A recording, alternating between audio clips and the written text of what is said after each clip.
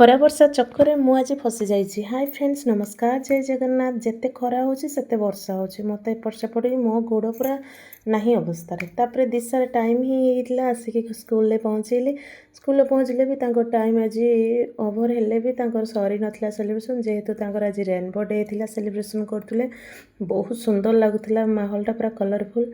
दिशा को नहीं आसला तार गोटे माने फोटो उठेदेली घर पहुँचला जेहेतु हालिया भोक भी जोर लगी फ्रेश करी मामा मत जल्दी खुआओ आ जल्दी उठी भी आज निद भी आसी खुआई शोला मु भी खाई शोला माँ झी आम शोलु। ताता आसिक गोटे राबड़ी नहीं आसते तात गोटे शोवा उठापी गोटे किसी दरकार ना राबड़ी खाई मत तापर ता टाइम होता जेहेतु ता सांग मैंने आसी टे खेली खुला कि ये आसी मु लुगा भांग कली रही। जय जगन्नाथ। देखा नेक्स्ट ब्लॉग।